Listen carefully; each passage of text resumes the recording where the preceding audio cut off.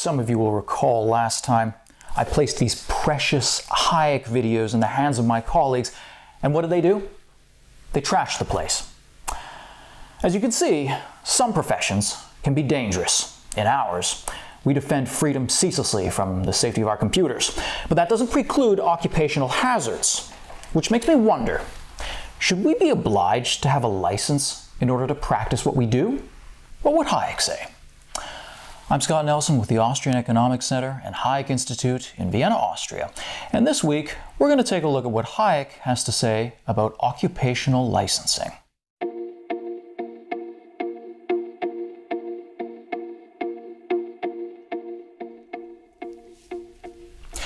So this video was actually a request from one of our viewers, which is a reminder that if there's anything you're interested in hearing about, then please let us know in the comments, and if we can, we'll try and get to it. Okay, so just what is occupational licensing? That's when a government regulation requires that you obtain a license in order to practice a particular profession. So now, this license may require years of training, exams, fees, etc., all intended, though, to demonstrate that you meet certain standards of competence. Without this license, it would be unlawful for you to practice this particular profession. The idea is that there are some professions out there that, if practiced wrongly or carelessly, can greatly harm others. Some of the obvious ones in our time include lawyers and physicians. And I say in our time because the need for licenses in some occupations was not so obvious in the past. Lawyers today, for example, are expected to have mastered an incredible body of law, and not even all of the laws, just the law in their particular area of specialization. Whether that be corporate law, intellectual property law, constitutional law, and so on and so forth. But it wasn't always so. Regular viewers of this show will know that I love going back to antiquity, so pardon me if I go back to the Roman Republic once more. If you go back to the Roman Republic and the law system there, law was not a profession, strictly speaking. You were not required to know anything about the law, in fact, in order to prosecute or defend someone. What that also meant is that there was no formal, permanent judicial branch. In a way sometimes that we today seem eerily to emulate, politicians and lawyers were basically the same. And so a lawsuit was both a legal and a political act. So how are you supposed to win your case then?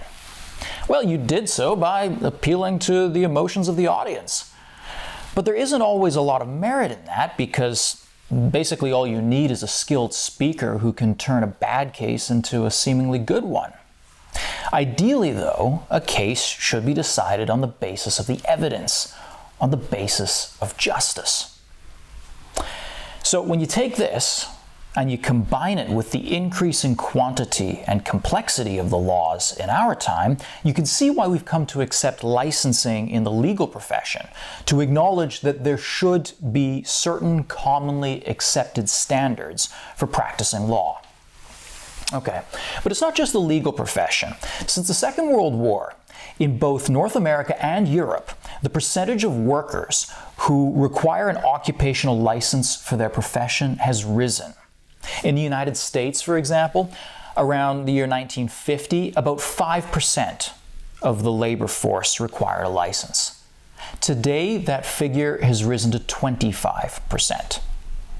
Now, there's been some fluctuation in this, it must be said. There was a rapid growth in the percentage of licensed workers between 1950 and the 1970s, but from the 70s until the 2000s, this number has actually been flattening. When we turn to the EU today, we see that the percentage of workers who require an occupational license is 22%. So it's very similar to the United States. Now, this trend seems to be more or less the result of increasingly comprehensive regulation in general, rather than from any changes in the complexity of the jobs themselves. The requirement for licenses also depends on the sector. Jobs that tend to see less licensing are agricultural and blue-collar jobs, as well as private sector jobs.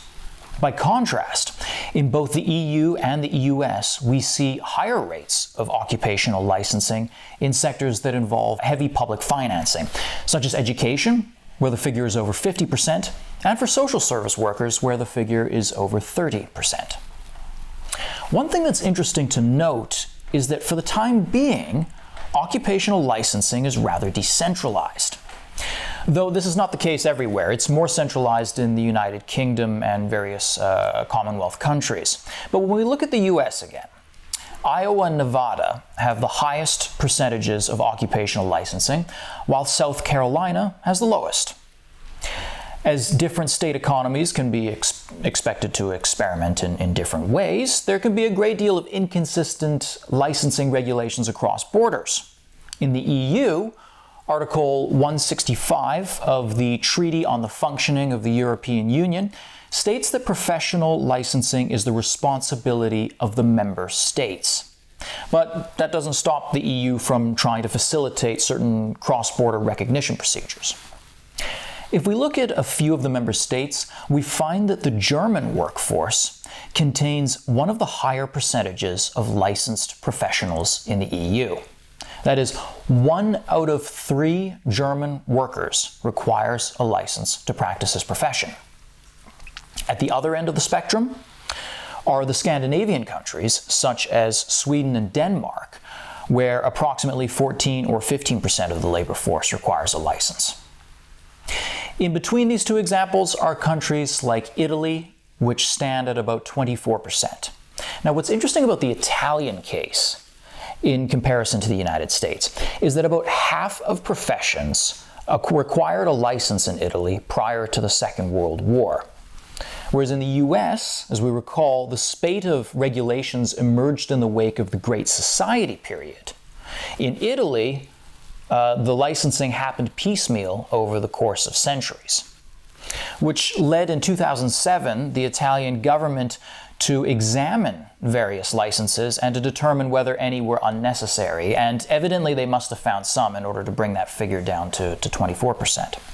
Similarly, in 2015, the U.S. Council of Economic Advisors and Departments of Labor and Treasury were critical of licensing regulations for their excessiveness and arbitrariness, not to mention the unnecessary burdens they impose on business. Nevertheless, they did reaffirm the potential for professional licensing to improve quality and safety standards. And that's really where a lot of the push for licensing comes from. Let's look at health and safety, particularly when it comes to occupational licensing and physicians. In the US, physicians have long required professional licenses to operate. But it's also worth noting that more recently, there have been moves to liberalize licensing rules. For example, 25 states allow nurses to practice independently, while 29 states permit certified midwives to practice independently. This number is 3 times higher than what it was in 1994, when only 9 states allowed this. All that being said, healthcare practitioners remain the most heavily licensed occupational group in the US at rates exceeding 70%. And in the EU as well, we are unsurprised to find that physicians are more stringently licensed than other professions. In some respects, this is just another dimension of that problem of regulating health, which we discussed in a previous video. People almost universally agree that to be healthy and to be safe is better than to be unhealthy and unsafe. Of course, some of us may be willing to trade health and safety for other values, such as freedom or entertainment or what have you. And we might have different standards of health and safety, particularly when it comes to more subjective areas like mental health. But in general, because we more or less almost all agree that being healthy and safe is better than being unhealthy and unsafe, because we can more or less almost all agree on the lowest common denominator, we can see why the push for regulation for these purposes can seem like such a no-brainer. Is it though? On this, Hayek had a couple of things to say. Let's hear it in his own words.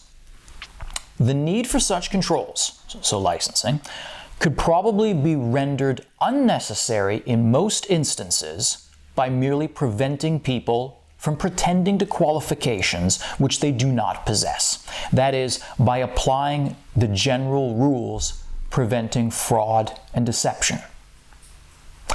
For this purpose, the protection of certain designations or titles expressing such qualifications might well be sufficient.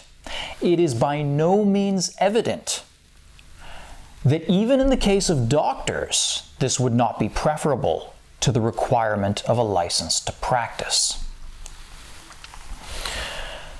So Hayek can see some room for licensing, but he's concerned that regulations of this sort might inefficiently overlap with areas that are already covered by the law, which already makes fraud illegal. This quote was from the Constitution of Liberty, published in 1960, so right in that time period I mentioned earlier when regulations in the US were going through the roof. Now, in a footnote in this same work on the topic of licensing, Hayek says, "I believe few foreign observers, and probably not many Americans, are aware how far this practice has been carried in the United States in recent years. So far, indeed, that it must now appear as one of the real threats to the future of American economic development." And in a later work, Hayek has the following to say about licensing: that the goods offered for human consumption satisfy certain minimum standards of hygiene, as for example that pork is not trichinous, or milk not tuberculous, or that somebody who describes himself by a term generally understood to imply a certain competence, such as a physician, really possesses that competence, will be most effectively assured by some general rules applying to all who supply such goods or services. It is probably merely a question of expediency whether it will be sufficient to have a generally understood manner in which such goods and services can be described, or whether to permit the sale of such goods only if they are thus certified. All that is required for the preservation of the rule of law and of a functioning market order is that everybody who satisfies the prescribed standards has a legal claim to the required certification, which means that the control of admissions authorities must not be used to regulate supply. That last point there is key. These sorts of regulations should ensure the quality and safety of the product, but not be a means for regulating supply or keeping providers out of the market. And if there's maybe a gray zone in terms of Hayek's thoughts on licensing for physicians or lawyers, let's say, I think he would be far less sympathetic to licensing for hairdressers, for example. Okay, so what have been some of the consequences of occupational licensing? Well, one is that licensing at least provides a standard by which competence is ensured in the professional field. And it does typically lead to higher standards when it comes to consumer safety and protection. One of the other interesting consequences is slightly higher wages in those professions that require a license. For example, in the EU, licensing is associated with 4% higher wages. In some professions, licensing could be used to lock in advantages for the people already employed in that sector, and therefore provide a barrier to entry to newcomers. The preeminent example of this is the taxi industry. And it goes without saying that Hayek would be emphatically against these regulatory barriers that do nothing to improve consumer choice, quality, or safety, and serve only to defend the interests of those inefficiently employed in a particular sector. But the problem isn't just propping up entrenched interests. As discovered in a 2005 study of physicians in Israel, stricter licensing can lead to higher practitioner rents and a lower quality of services, a trend that can also be observed in education. What this means is that while having minimum standards of health and safety is desirable, it should not be pushed to the point that it becomes disadvantageous to the consumer, the very group of people for whom the good or service is provided in the first place. And as for us, spreading all of these dangerous ideas that are sure to improve or impair your mental health, do we need a license to practice our profession? I don't think so. But the next time my destructive colleagues, Mr. Weiss and Mr. Gundinger, decide to shoot a Hayek video for you, I'll tell them to leave the scarf and shades at home and bring a helmet and some water wings instead. And that's what Hayek would say. You know what's funny about this banner here is that it doesn't matter where you move, his eyes always seem to be following you, no matter where you are in the room. You know, it's one of the most mesmerizing and also creepy things. Anyhow, everybody, thank you for checking out this video. We put a lot of work into these videos, so we hope that you're really enjoying them. If you have been, then please feel free to suggest a topic that you'd like us to deal with in a future video. We take all sorts of suggestions, and Hayek has a lot to say about all sorts of different things. And, most important of all, don't forget to like, subscribe, and share with your friends.